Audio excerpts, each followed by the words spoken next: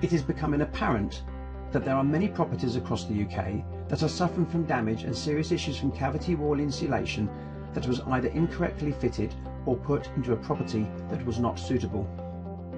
Cavity wall insulation was marketed in the early days as a means to slashing your heating bills, and a massive campaign was launched pushing the benefits of energy saving. Companies promoting, selling and installing cavity wall insulation sprang up all over the UK. Some were good and some were not. For us to understand the problems concerning CWI, then we need to initially look at why buildings are created with a cavity in the first place. Basically, a cavity between the two walls was built to act as a barrier against damp. The outer wall would absorb weather and the air in between would prevent any damp moving into the building's interior. This works fine until you fill that gap with a material that acts as a bridge between the cavity. In some cases, and in certain areas, this has become a serious problem, especially on gable ends that face continuous weather fronts and wind-driven rain. It is important to understand that the cavity had one job, and that was to keep the rain out, and it was not until later that newer materials were used on the inner wall to help control temperature. Since the 80s, it has become a regulation that new homes will be built with insulation already installed to help further with energy costs. Most of the time, this works fairly well, as it allows airflow between the two walls, as the insulation is normally fibre boards attached to the inner wall. These actually help to prevent damp problems, as they're designed to allow water to track down and never touch the inner wall. Before blown fibre, beads and foam became popular in cavity wall insulation, most damp problems were confined to two major things. One, wall ties that had mortar attached and therefore acted as a bridge between the walls. And two, cavities that had been filled at a low level with debris and mortar droppings, or, in coastal areas, sand can also build up. Both of these problems could cause damp patches, but were easy to put right and required a few bricks to be removed and a simple clean-up.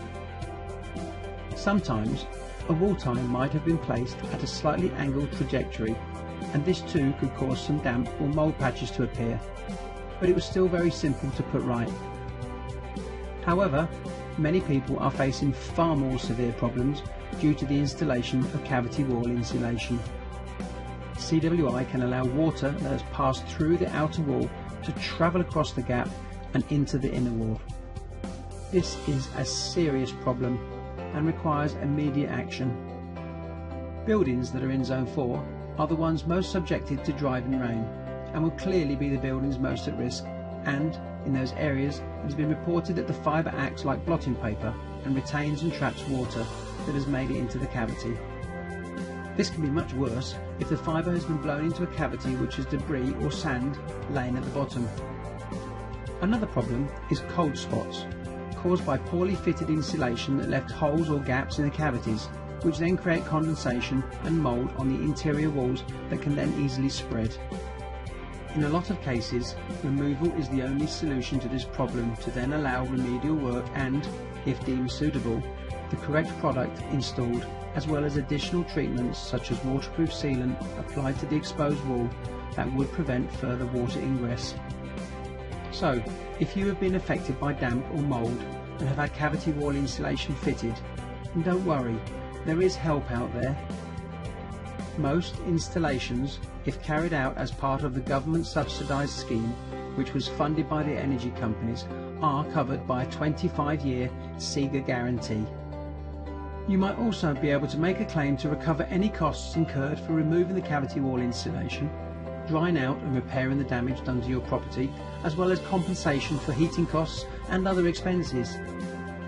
We offer a no obligation advice service and can help with everything from the initial survey to the extraction and remedial work, as well as put you in touch with a law firm who will be able to make a claim on your behalf on a no-win, no-fee basis. Find out today what you are entitled to by completing the form on this page, and we will let you know the best way for you to move forwards.